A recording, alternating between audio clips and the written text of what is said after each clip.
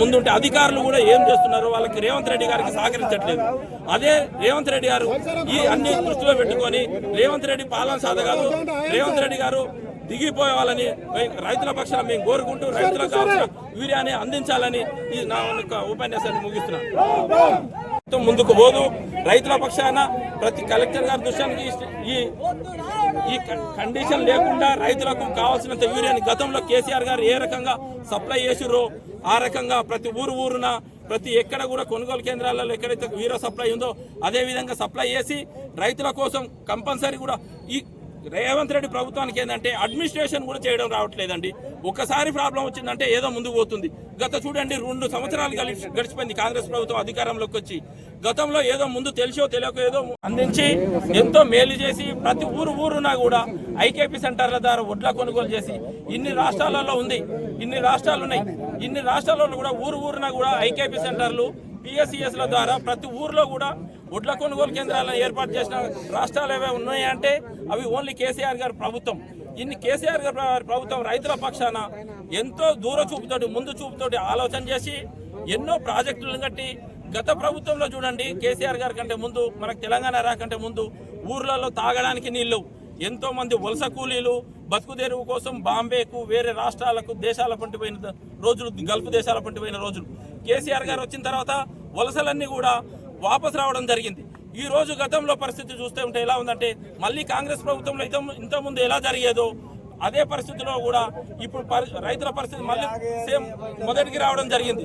ఈ రోజు మాటల గారితోటే టైంపాస్ చేస్తూ ఉంది ఎంతసేపు ఉన్నా. రేవంత్ రెడ్డి ఈ రోజు మాటలు ఎలక్షన్ల ముందు కనుక ఏ రోజంగా మాటలు చెప్పి అధికారంలోకి వచ్చిండో 420 హామీలు ఇచ్చి అదే రకంగా రైతులను కూడా రైతులు అరిగోసబెట్టిన ప్రభుత్వాలు ఏవి కూడా నిలబడలేదు. రైతులు చేసిన గోస గత ఇన్ని సంవత్సరాల నుండి చూడండి కేసీఆర్ గారి ప్రభుత్వం 2014 నుంచి 2023 వరకు రైతుల కోసం ఒక కారణం కూడా రైతులు అడగని ఎన్నో పథకాలు రైతులు ముఖ్యంగా ఉద్దేశించి రైతు బంధు అనేది రైతుల కోసం పంట కోసం మన ముందు పరిహారం కోసం పంట కోసం పెట్టుబడి సాయంగా రైతుల కోసం లేదనే ఉద్దేశంతో రైతులు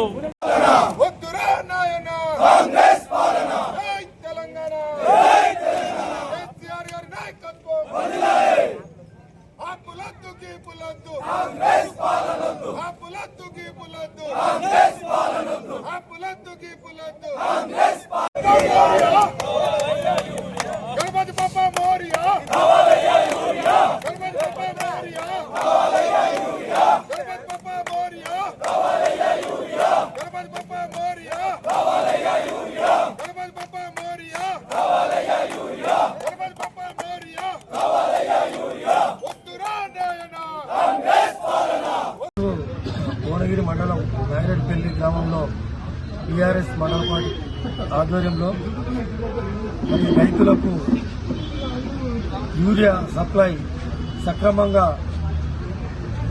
కాంగ్రెస్ పార్టీ చేయనందున దాని నిరసనగా మరి ఈరోజు రైతుల పక్షాన మేము భారీ ఎత్తున ఈ నాగిరెడ్డిపల్లి చౌరస్తాలో టీఆర్ఎస్ మండల పార్టీ ఆధ్వర్యంలో బ్రహ్మాండంగా మరి రాస్తారోకో చేయడం జరిగింది.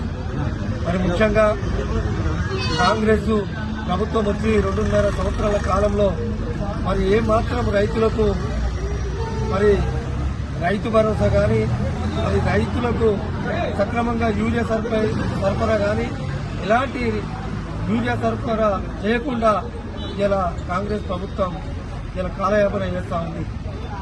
ఇలా ఆర్బీఐ ద్వారా మొన్న గత 20 రోజుల క్రితం 9,000 కోట్ల రూపాయలు ఇలా రుణం తీసుకొని రైతులకు రైతు భరోసా చేస్తని మరి ఆ 9,000 రూపాయలతో 9,000 కోట్ల రూపాయలతో మరి ఈరోజు ఇలా కాంట్రాక్టర్ 20%, 25% బిల్లులు ఇచ్చి ఆ కమిషన్ ద్వారా కేరళ ఎన్నికల కోసం ఇలా పంపించాలనే ఒక కుట్రతోటి ఇలా రేవంత్ రెడ్డి ప్రభుత్వం చూస్తుందని చెప్పి నేను ఈ సందర్భంగా గుర్తు చేస్తాను. గత కేసీఆర్ గారి ప్రభుత్వంలో 10 సంవత్సరాలు మరి యూరియా ఎలాంటి ఆటంకాలు లేకుండా రైతులకు ఎన్ని బస్తాలు కావాలన్నా అన్ని బస్తాలు సప్లై చేసిండు ఆనాడు ముఖ్యమంత్రి కేసీఆర్ గారు. కేసీఆర్ గారు ఎన్నికల ముందర ఏం చెప్పిండు? కాంగ్రెస్ వస్తే మళ్ళీ అదే చెప్పులు లైన్ కట్టాలని చెప్పిండు. కరెంటు కట్టాలన్నాడు. రైతులకు నానా ఇబ్బందులు అయితే అని చెప్పిండు. ఇలా అదే కేసీఆర్ గారి మాటలు ఈరోజు అదే పునరావృతమైనవి. దయచేసి కాంగ్రెస్ ప్రభుత్వం గమనించి రైతులకు రైతు భరోసా, రైతులకు యూరియా సక్రమంగా సరఫరా చేయాలని బీఆర్ఎస్ మండల పార్టీ పక్షాన డిమాండ్ చేశారు.